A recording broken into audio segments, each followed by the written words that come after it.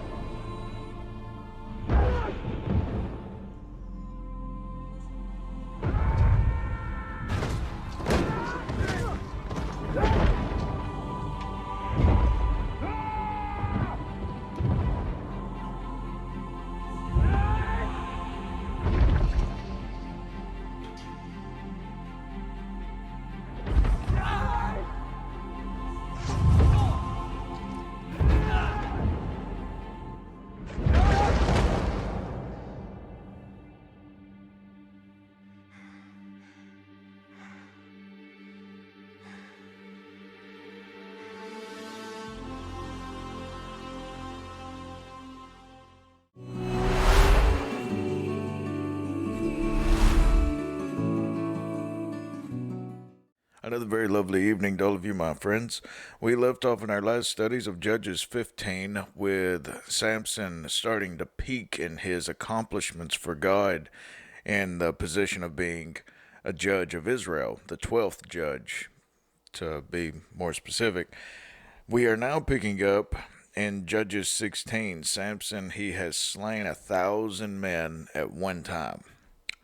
And we don't know how long that it is until these events pick up, but we do know that Samson, he has a kind of leisure attitude towards these Philistines now, as he seems to just walk among them at will. But now we do pick up in verse 1. Then went Samson to Gaza, and saw there a harlot, and went in unto her.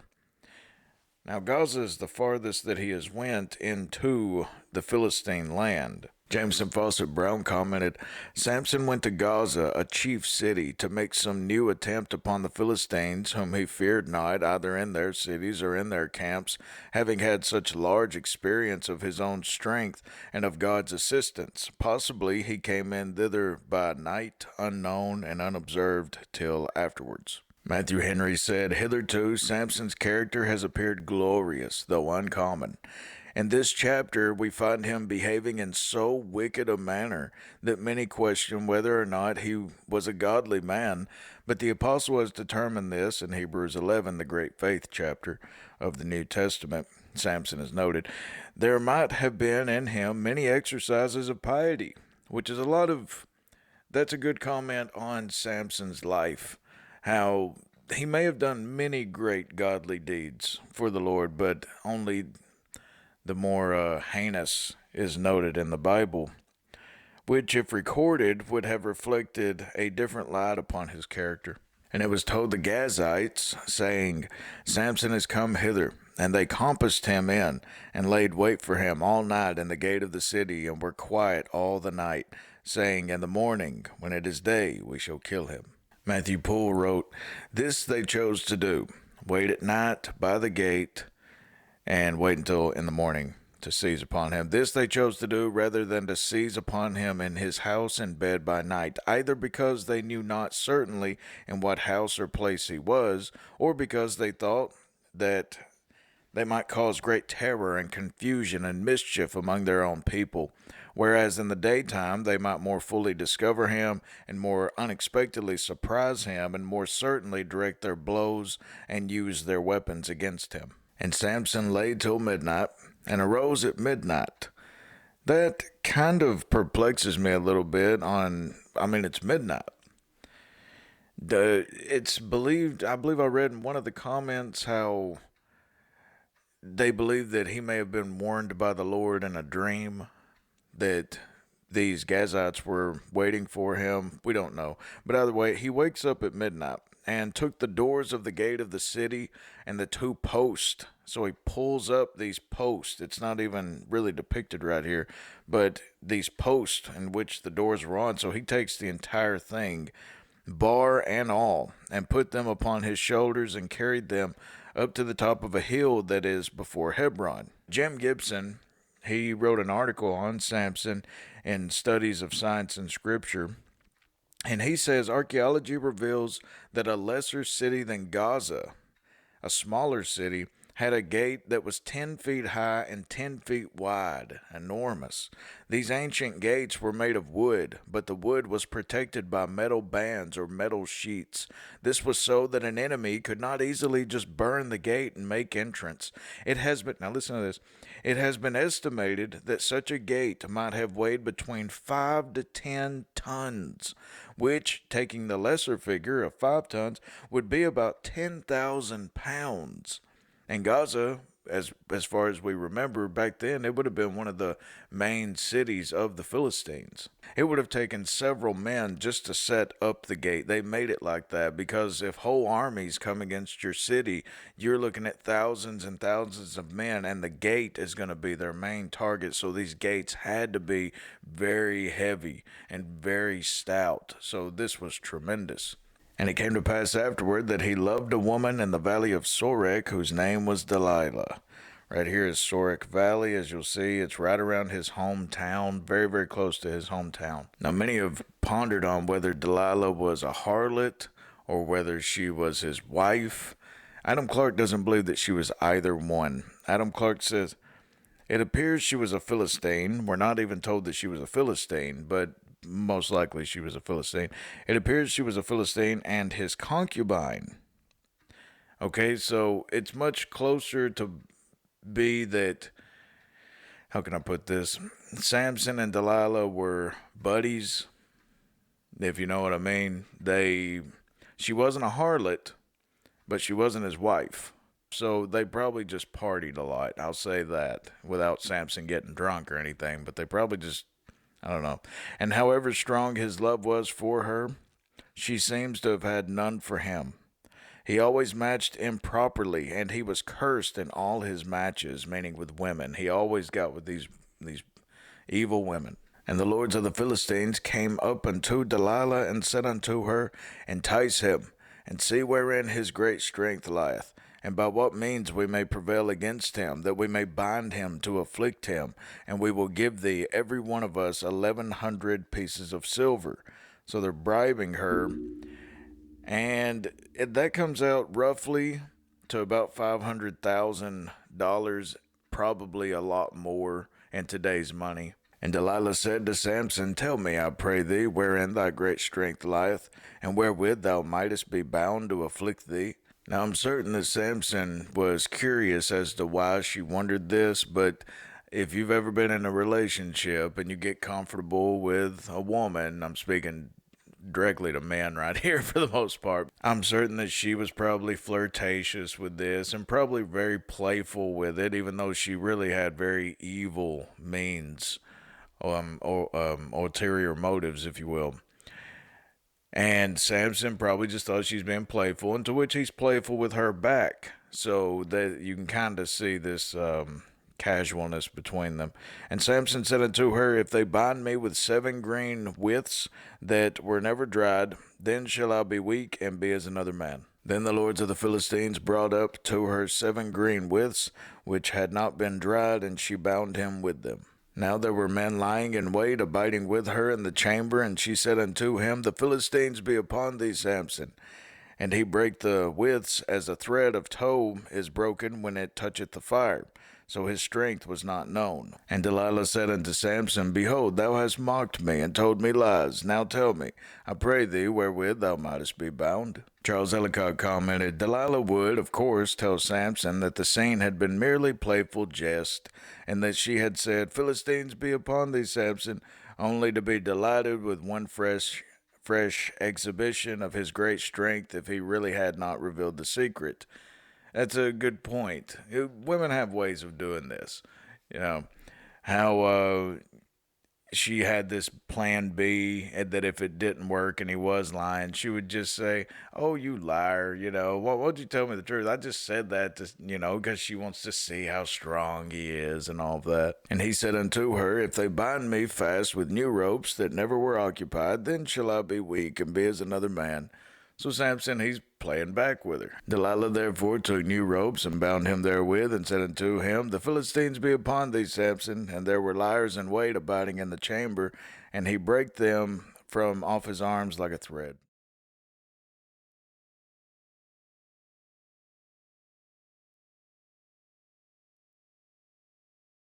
And Delilah said unto Samson, Hitherto thou hast mocked me, and told me lies. Tell me wherewith thou mightest be bound. And he said unto her, If thou weavest the 7 locks of my head with the web. I found a little article on this, as I'm not really very educated on weavers' looms and whatnot. 3 main loom designs were used in the biblical world. On a horizontal ground loom, the warp threads were stretched between beams pegged to the ground. This type is apparently referred to in the story of Samson, as it would have enabled Delilah to weave his locks while he slept. When Samson jumped up, he pulled away the pins of the loom which secured the beams to the ground. Joseph Benson, he said, referring to this subject, he said, It is probable there was some loom or instrument of weaving in the room where Samson now was, which put him upon saying this to Delilah to get rid of her importunity. And she fastened it with the pin, and said unto him, The Philistines be upon thee, Samson. And he awaked out of his sleep, and went away with the pin of the beam and with the web.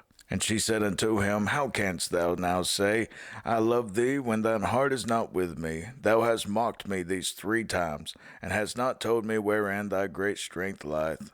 So she's using the old, well, if you love me, why don't you tell me all your heart? There's certain things that you shouldn't tell, especially to an evil woman like this. But of course, Samson's probably blinded by lust. And it came to pass when she pressed him daily with her words, and urged him, so that his soul was vexed unto death. If any real consideration given to a verse like this, you would really say to yourself, she probably just agged on, and probably told him, made him mad, made him angry. It did so many things to irritate him. Well, I'm not gonna, let's not hang out today because you haven't told me anything. I don't want anything to do with you. Probably fussed at him a lot. His soul was vexed unto death. That means it was getting bad. That he told her all his heart, and said unto her, There hath not come a razor upon mine head, for I have been a Nazarite unto God from my mother's womb. If I be shaven, then my strength will go from me, and I shall become weak and be like any other man. Jameson Fawcett Brown said, His Herculean powers did not arise from his hair, but from his peculiar relation to God as a Nazarite. His unshorn locks were a sign of his Nazaritism, and a pledge on the part of God that his supernatural strength would be continued. And when Delilah saw that he had told her all his heart, she sent and called for the lords of the Philistines, saying, Come up this once, for he hath showed me all his heart.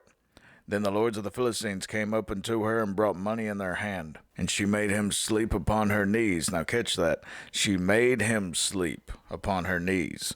And she called for a man, and she caused him to shave off the 7 locks of his head, and she began to afflict him, and his strength went from him. Charles Ellicott commented, She made him sleep upon her knees, as his locks could hardly be shaved off without awaking him from any ordinary sleep. The expression looks as if she had administered some drowsy syrup, like mandragora. Matthew Henry commented, See the fatal effects of false security. Satan ruins men by flattering them into a good opinion of their own safety, and so bringing them to mind nothing and fear nothing, and then he robs them of their strength and honor and leads them captive at his own will. And she said, The Philistines be upon thee, Samson. And he awoke out of his sleep and said, I will go out as at other times before, and shake myself. And he knew not that the Lord was departed from him. Once again, Charles Ellicott makes a great point. A deeply tragic cause that he didn't know that the Lord, he was unaware that he was weaker. Men do not know how much they are changed when the Lord departs from them, until they feel the effects of that departure in utter shame and weakness. This has happened to me before, several times.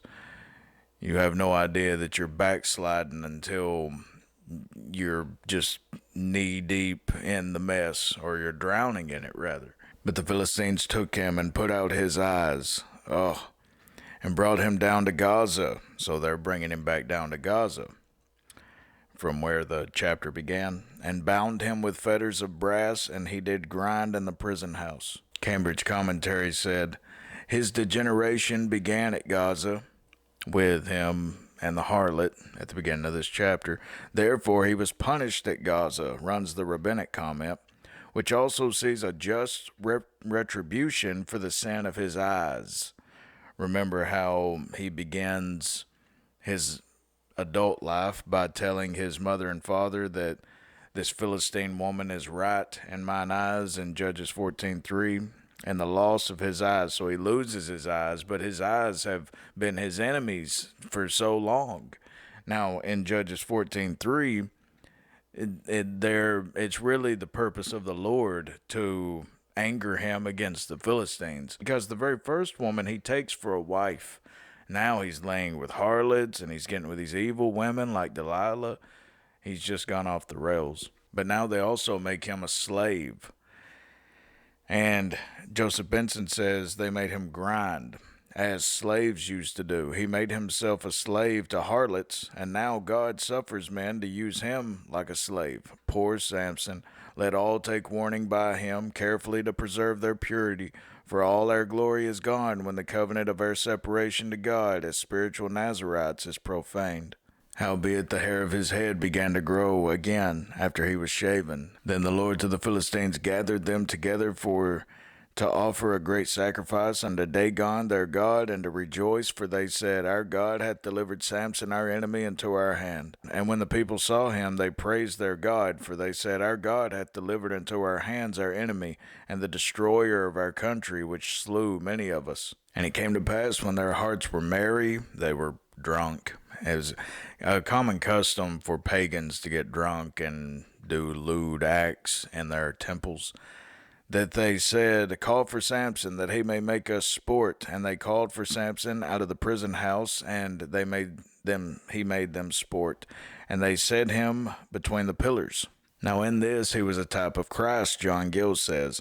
It was a diversion to them to see him in his rattling chains, groping and plundering along from post to pillar, one perhaps giving him a box of the ear, meaning punched him, or a slap of the face, another plucking him by his nose or beard, and another spitting in his face, and others taunting at him and reproaching him. And Samson said unto the lad that held him by the hand, Suffer me that I may feel the pillars whereupon the house standeth, that I may lean upon them. That this lean upon him means that he's very tired. So they've probably been punching him, throwing things, rocks at him. They're drunk as well, so you can only imagine the kind of activities that they're doing to him. Probably just horrendous things. But in commenting on the probable layout of this temple, Albert Barnes says the flat roof, it probably had a flat roof, from the top of which, as well as under it, spectators could see what was being done on the stage in front, was mainly supported by two pillars. The lords and principal persons sat under the roof, while the people, on to the number of 3,000, stood on the flat roof. So the people are on the roof, thousands of them. And so these would have been very strong pillars, you can imagine. Now the house was full of men and women, and all the lords of the Philistines were there. Okay, so this was a huge event. This was momentous. They had probably been planning this for, let's say, a month at the very least. But they had been planning this, and this is just an enormous celebration. Lots and lots of people there, even all the lords of the Philistines. And there were upon the roof about 3,000 men and women that beheld while Samson made sport. It was probably packed, probably a packed house. And Samson called unto the Lord and said, O Lord God, remember me, I pray thee, and strengthen me, I pray thee.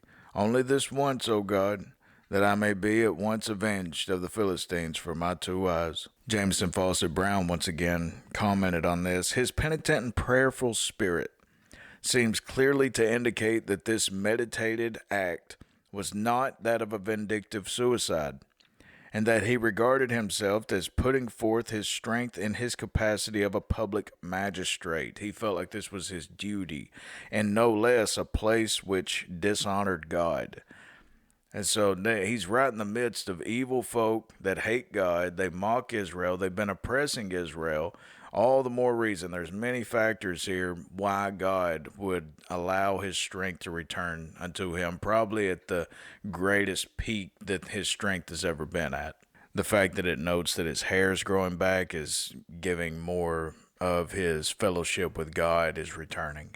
And Samson took hold of the 2 pillars upon which the house stood, and on which it was borne up, of the one with his right hand, and of the other with his left. This is probably in the center of the temple, probably in the very center. It's the place of whatever they probably offered sacrifices in between these pillars, and it's because it's holding up the entire roof. Probably enormous pillars. These are probably very good depictions right here. And Samson said, Let me die with the Philistines, and he bowed himself with all his might.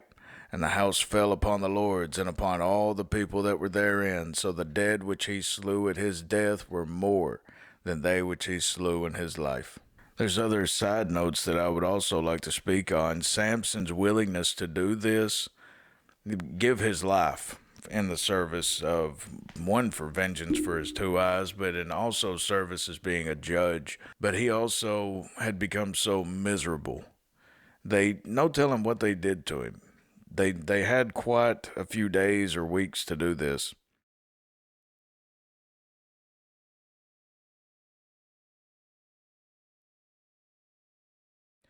Joseph Benson said, Samson did this of mere necessity.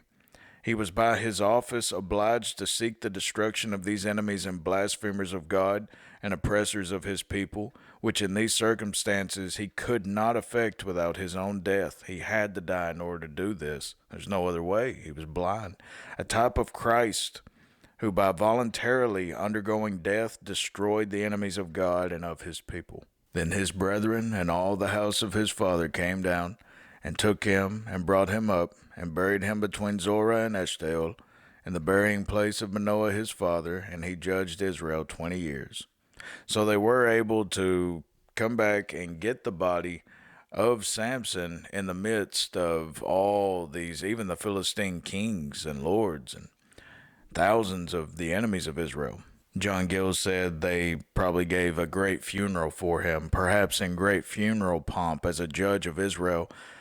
Nor need it be wondered at the Philistines why the Philistines should admit of them retrieving Samson's body, it being usual in all ages and among all people to allow even an enemy to bury their dead. Besides, a good point right here, besides, Samson's friends had done them no injury, only Samson himself. That goes to show how mighty of a work that God can do in just one man. God doesn't need whole armies. And he proves this, Gideon and Samson and all these others, King David against Goliath. But that is it, my friends, on the study of the 12th judge of Israel, Samson. And that is the final judge mentioned in the book of Judges. We will pick back up, Lord willing, in Judges 17. God of peace be with you all. Amen.